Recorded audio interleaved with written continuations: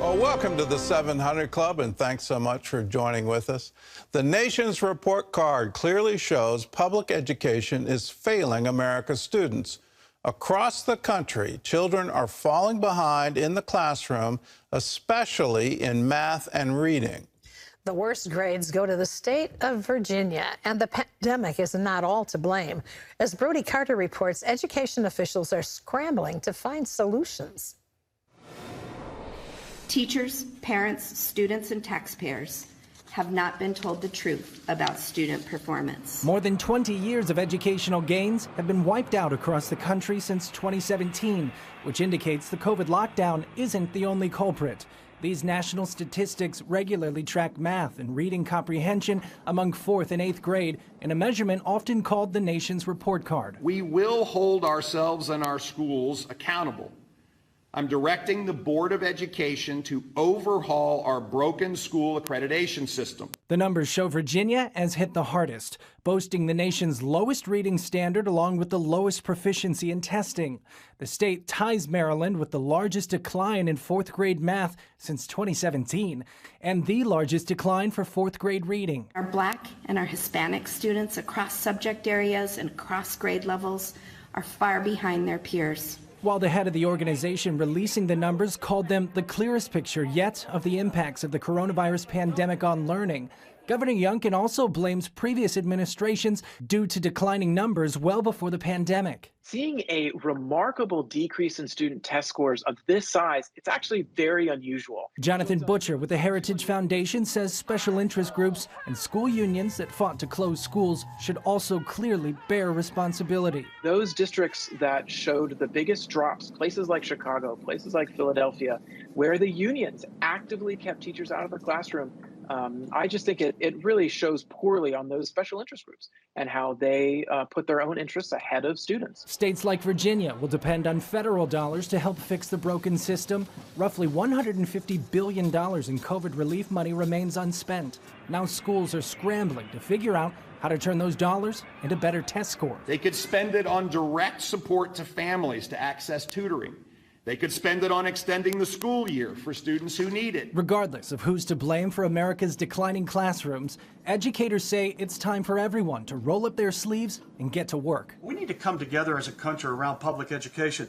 We are inextricably linked to the success of public education in this country. It doesn't matter where you live or where your child goes to school.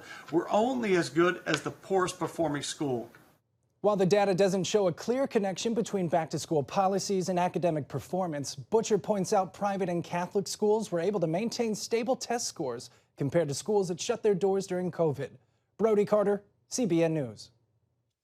Clearly, we need students in schools. That seems to be the best place for them to learn. Online learning is not doing nearly the job that we need it to do. But I would submit there's some other issues going on and how much time and energy is spent on trying to teach ideology as opposed to the basics of reading and writing and arithmetic. This is a long-standing problem, and now we're reaping it.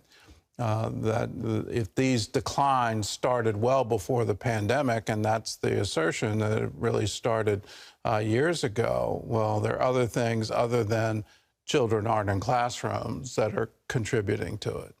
In other news, anti-Semitic banners on a Los Angeles highway are the latest offenses in a surge of hate crimes against Jews. John Jessup has more on that story from our CBN News Bureau in Washington. John? That is right, Gordon. The signs were hung on a bridge over the 405 freeway, one of the city's busiest highways. They read, "Honk if you know Kanye is right about the Jews." A photo captured this group giving the Nazi salute. The sign referring to hip-hop artist Kanye West repeating anti-Semitic tropes and conspiracy theories in interviews. West, who goes by Ye, also posted a now-deleted tweet that he's going to, quote, DEFCON 3.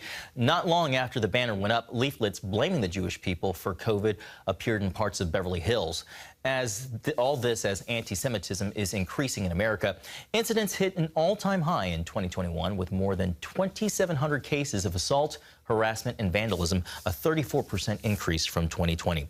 Turning overseas, Britain's new prime minister is making headlines in Israel.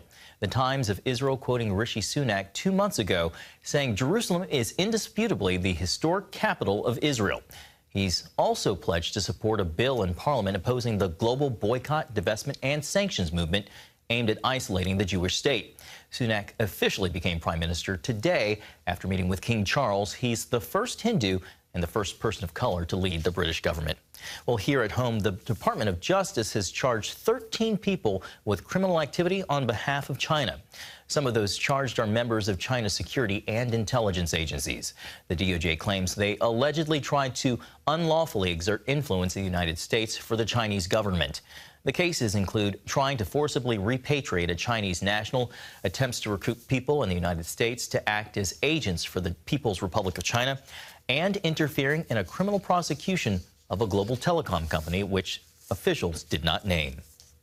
The cases unsealed today take place against a backdrop of malign activity from the People's Republic of China that includes espionage, harassment, obstruction of our justice system, and unceasing efforts to steal sensitive U.S. technology.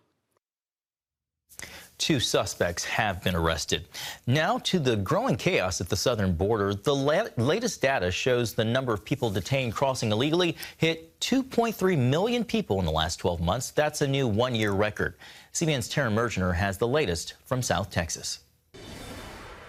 The vice president tells us that the border is secure. Is the border secure? Well, the border's not secure. We know that for a fact. Nearly 2.4 million illegal crossings, a 37% spike from the same time a year ago, not including hundreds of thousands more who got away. Last year alone, just last fiscal year, just to give you some numbers, nearly 400,000 known gotaways. This fiscal year, close to 600,000 known gotaways. You put those two numbers together, that's close to 1 million people that have made it into the interior undetected. In recent history, most who breach the southern border have come from Guatemala, Honduras, and El Salvador. But border officials say migrants arriving from Venezuela, Cuba, and Nicaragua have now surpassed them, with a 245% increase since September of 2021. Hi, good afternoon, everybody. As pressure on the Biden administration mounts, the White House is still struggling for a solution. We are hard at work in driving toward a regional solution to manage this new challenge. Here in Texas, there are an estimated 8,000 illegal crossings per day and climbing. Most of the migrants are here to stay. With the immigration system increasingly overwhelmed, most people are released without court dates and sent via buses and planes further into the country. Not everyone is as lucky. More than 850 died trying to get here, the highest number yet. Critics charge President Biden's so-called open border policy is also allowing dangerous drugs like fentanyl to pour into the country. It's very, very lethal in small doses. And these cartels have realized that they can make lots and lots of money producing it. It's been found in black market Adderall. It's been found in ecstasy pills. It's been found in cocaine. Meanwhile, the FBI and others have warned the staggering numbers pose a significant security issue that can be exploited by terrorists too. The Border Patrol reports encountering 98 foreign nationals on the International Terrorist Watch List in the last 12 months. In South Texas, Tara Mergener, CBN News. Thanks, Tara. Gordon, those statistics that Tara mentioned in her story just reinforce the idea that the border and our immigration system are broken. They are broken, and they've been broken for some time. And regardless of the administration, it's going back to the Bush administration, then the Obama years, then the Trump years, and now under Biden, it's broken, and we need to get legislation through Congress, and let's get this thing sorted out. If an administration says we're not going to enforce the law, then what are the ramifications? Because that's what's currently happening. a declaration that we have an open border and that we will welcome you and we will try to find some kind of asylum process for you. Well, at 2.5 million people, you've got to be kidding. How can you possibly absorb that in a single year? But that's what's happening. And along with it, a flood of a whole bunch of other bad stuff is happening.